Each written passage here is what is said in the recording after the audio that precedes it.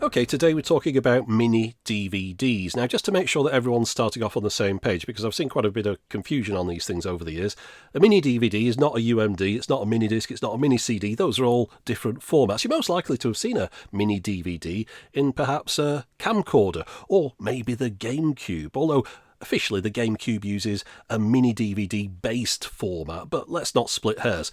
Okay, so now we know what we're talking about, the 8cm mini DVD. Let me switch on the time machine to bring you another use of mini DVDs that of course everyone fondly remembers. Yes, of course, we're talking about movies on mini DVD. What do you mean you don't remember? Of course you remember them. You know, we all used to go and buy our favourite blockbusters on 8cm discs. You know, the mini-sized disc that can also be played in most full-size DVD players.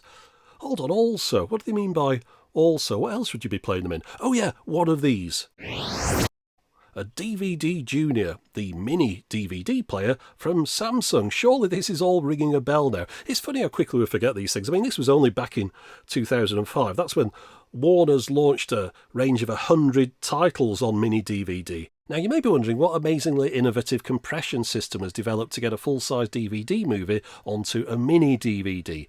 Well, they split it onto 2 discs. Pretty ingenious stuff. Oh, and not only do you get more discs for your money, you also get less to watch. Those pesky DVD extras get on your nerves? Well, don't worry about it, because you won't find any of those on a mini DVD. And to house these mini discs, they came in a box that takes up roughly the same amount of space as the full-size DVD. Although, in fairness, the case is thinner than many standard DVD boxes. However, it could house 2 full-size 12cm DVDs in the same space it holds these 2 8cm ones. Oh, there's one more thing I should mention about the discs. Since the screens in the mini DVD portable players are all 2.5 inches, the releases to fill them out are in the 4:3 aspect ratio. None of that silly widescreen malarkey here. Oh, and it's reassuring to see that Amazon reviews back in 2005 were just as trustworthy as they are today. You've got a choice of 2 reviews for this Cyberhome mini DVD player, one of which says, "The screen is crisp and clear, colour is unreal, sound quality is perfect." Apparently they watch it in the bed, car, train and bathroom. And they say they don't know how they ever survive without it and give it 5 stars. Or for a slightly different perspective, you've got the other review. That one states that this machine has nothing to recommend it for, nothing nada, and gives it 1 star. Luckily for me, my time machine, which now also seems to be bringing things back from an alternate dimension, had delivered a different machine. Samsung's DVD Junior was by far the better of the 2 mini DVD machines that were produced. It, again, can only play 8cm discs, just like the other machine, and it's also got a 2.5-inch screen. This one comes with 4 AA rechargeable nickel metal hydride batteries, together with the charger for those.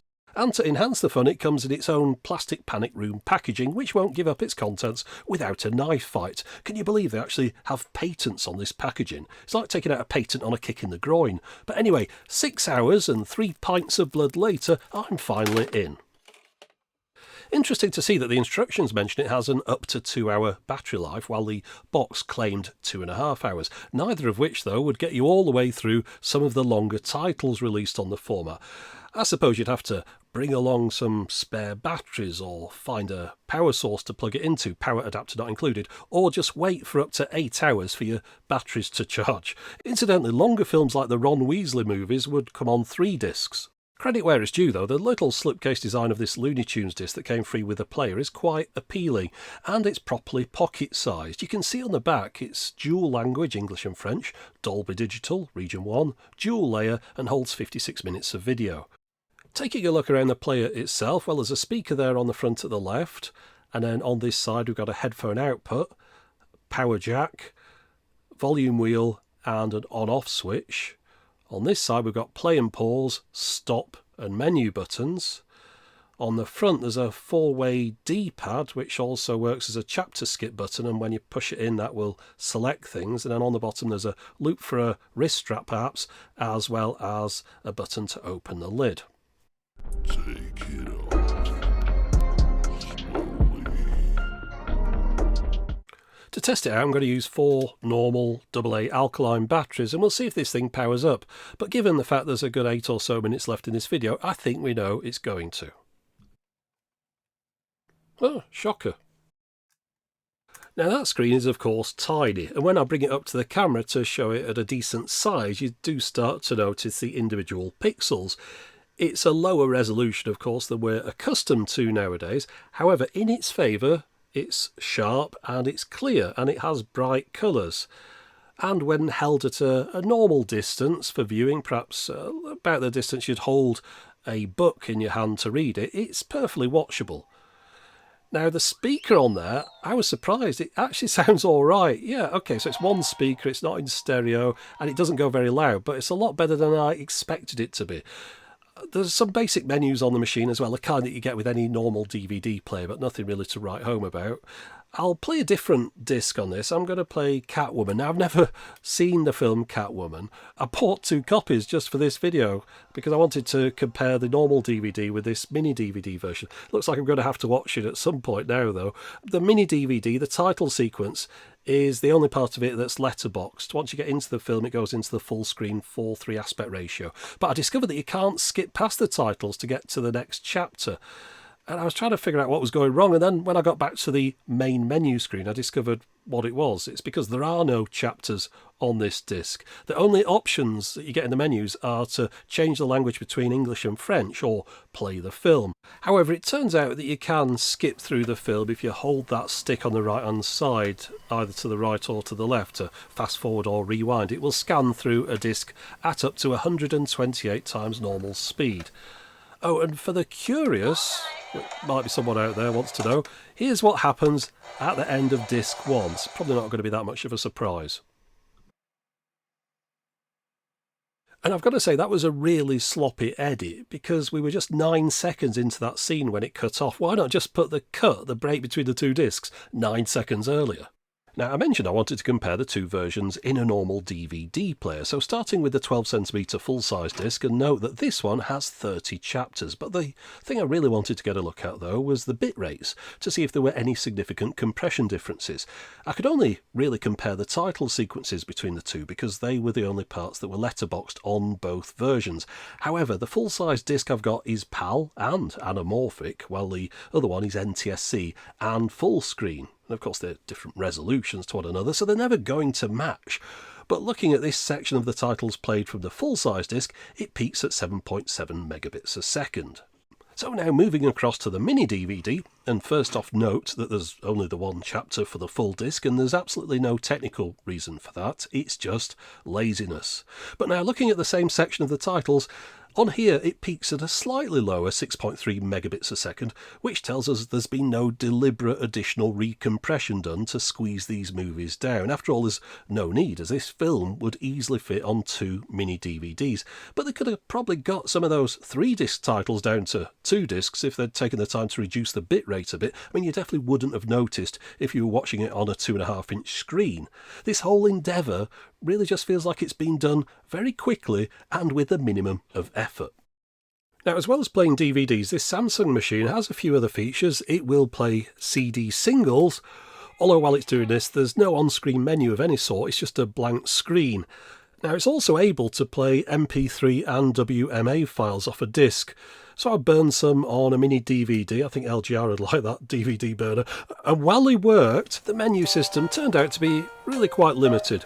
Interestingly though, while the manual states it'll play MP3s up to 160 kilobits a second, it actually had no issue at all playing my 320 kilobits a second files.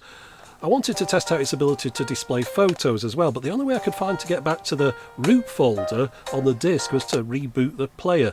And it turns out that it will show JPEGs fine on that tiny screen for what it's worth. You can zoom in, you can rotate them, you can play them as a slideshow, but it's advisable to stick to low resolution images unless you want to run out of memory. So while it does do exactly what it's supposed to do, there's a lot about this whole proposition that doesn't really make too much sense. Of course, it won't play full-size DVDs, so therefore you're limited to the small range of mini-DVD titles that are available, but of course Warner Brothers would definitely see that as a plus, but to the user, it's not very appealing. So what is in it for the user? Well, if you think it's going to be portability, then the size of the disc really doesn't make as much difference to the size of a DVD player as you might think. This player holds a standard 12cm disc, and yes, it's just a VCD player, but there were plenty of similar sized DVD players on the market. It's just I only had a VCD player to hand to demonstrate this.